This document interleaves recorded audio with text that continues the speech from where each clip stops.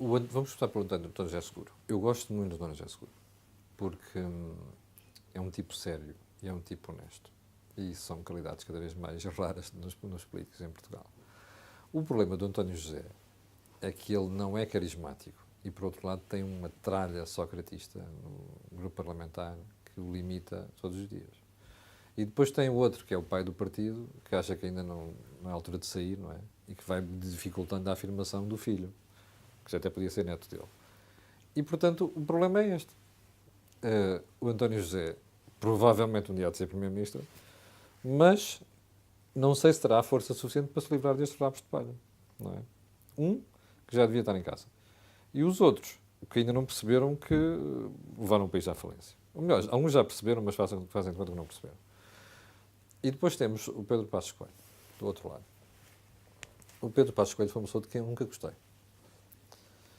Eu já lhe disse isto pessoalmente e já disse publicamente. Eu nunca gostei porquê? Porque pareceu sempre um carreirista do partido. E nós temos em Portugal excesso de carreiristas dos partidos. Temos políticos profissionais. E eu acho que políticos profissionais não servem ao país.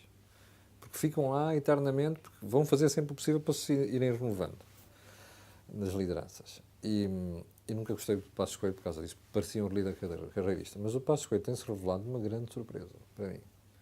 E onde é que isso se nota? No facto de ter chegado ao governo e ter começado a dizer assim: nós temos que cortar despesa pública.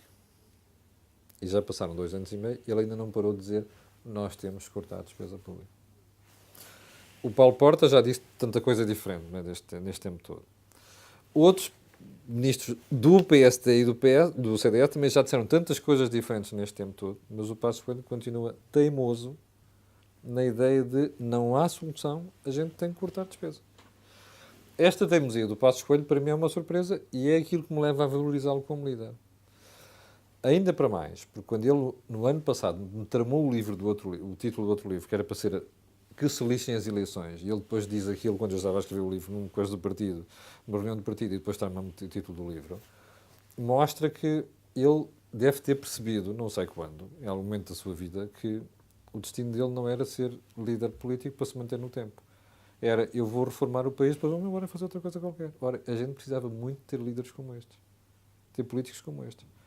Este é o aspecto que me leva a valorizar o Pedro Passos Coelho e, sobretudo, ter aquela sensação de que ele não cede perante o populismo. Que é uma coisa espantosa para mim, que eu nunca vi nenhum líder fazer em Portugal. A gente dizia que o Cavaco tinha pulso de ferro, não tinha nada. Havia gente que dizia em Portugal que o Cavaco era como a Thatcher. Coitada da Thatcher, quer dizer, comparada com um tipo daqueles, não é?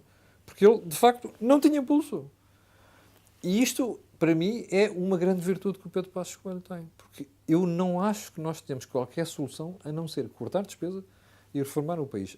Isto dói? Dói. Desagrada? Seguramente. Até porque as pessoas têm que regressar um bocadinho, dar um passo atrás. Mas há momentos da vida que a gente tem que perceber que a outra alternativa não é a solução, não é? Nós colocamos, isto é um número impressionante, nós atiramos para cima da economia, em dívida, 82 mil milhões de euros entre 2000 e 2010.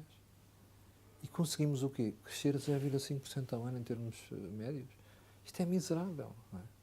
Precisamos de perceber isto. Nós não podemos ter 53 mil milhões de despesa pública em 2000 e depois passar para 89 mil milhões em 2010. Isto é suicídio coletivo. Portanto, um indivíduo que, apesar de toda a manifestação dos portugueses, dos sindicatos, do Presidente da República, parece que se esqueceu de escrever um dia um artigo chamado O Monstro, não é? De toda essa amnésia da oposição, ter uma pessoa que continua a dizer ao fim deste tempo todo, pressionadíssimo, que não, o problema é este e nós vamos ter que o atacar, eu só posso tirar o chapéu.